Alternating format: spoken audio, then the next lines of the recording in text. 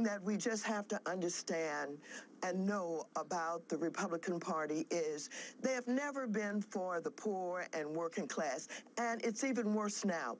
With this president, he's part of the billionaire class. They don't care about these poor people. Yes, they want to get rid of Medicaid expansion, and they don't care what that means. They will, cause the states to have to come up with a lot more money that they don't have, and as you said, they want to put Medicaid recipients to work, bringing up that old racist argument about, as it has been described, the welfare queen getting something that she does not deserve. And so what we're dealing with is we're dealing with the president who is making it clear that he's going to go along with the most conservative element of the Republican Party and concede that they have a right to make sure that poor people are not getting too much from government. You know, what's interesting, though, Congresswoman, is that, when Donald Trump was elected, kind of the conventional wisdom, the J.D. Vance wisdom, if you will,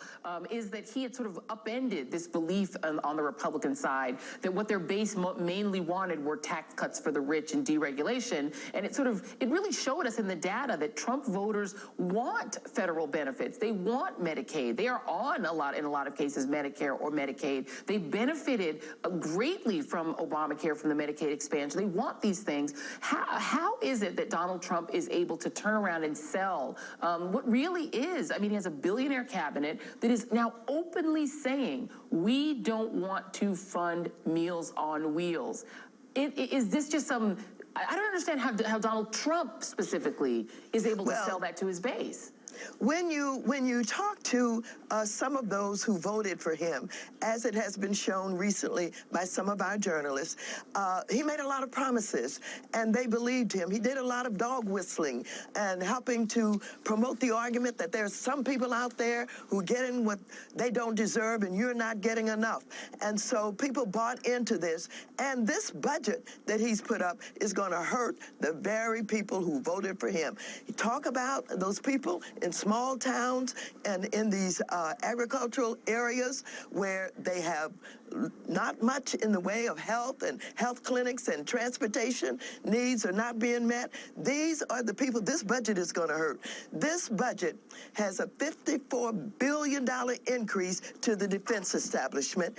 And how do you pay for it? You literally cut all of those programs that would benefit the very people who need them, the very people in these small towns and these rural areas that they claim that they wanted to support. Yeah. And so they're going to learn, and they're going to learn the hard way. And I feel badly for them because they should not be hurt simply because they bought into his promises. But I think what they're going to learn is not only does he have no intention of, keeping up with those promises, but he never thought about them in the first place. He was just appealing to them, making an emotional appeal to them, and now he is not going to deliver on it. Yeah, a very wise person that I know by the name of Joe said that, Mick Mulvaney is saying he can't tell that single mom that she's going to pay for Sesame Street, but he's telling that single mom in Flint that she's got to pay for the wall. Like, that doesn't make any sense. It really doesn't. I want to go to your tweet this week that got lots and lots of retweets about Trump's Kremlin clan.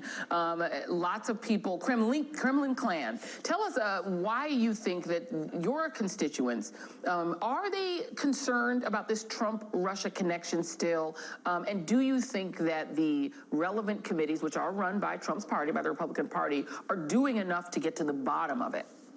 Well, as you know, we have both the House and the Senate Intelligence Committees that are really getting started on taking a look at what happened with Russia and how did they get involved in hacking our DNC and our Democrats, et cetera, and wanting to know if there was collusion.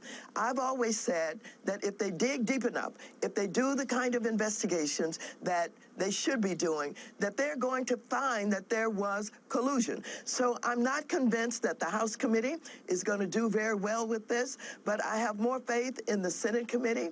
I think that this has to be done. If you take a look at those who are surrounding this president, both inside his administration and his allies and friends outside of the administration, you'll see all of these connections to oil and to Russia. When you take a look at the fact that they all want to have the sanctions lifted so that they can drill oil in the Arctic. And of course, Tillerson is a part of this. He was the ex-CEO of Exxon, and he negotiated the deal with Putin to be able to drill in the Arctic. They all will benefit from it. Just take a look at what Flynn is doing.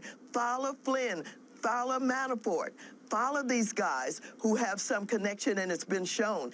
Flynn has lied. He's been caught. He did not register as a foreign agent. He's taken money that he did not disclose, and I think it's all there, and we should dig deeper. Yes, I think that my constituents and others should care about this, but this is what I think is so important. I don't think when the truth comes out that even the right-wing conservatives who are defending Trump at this point are going to be able to stand with him.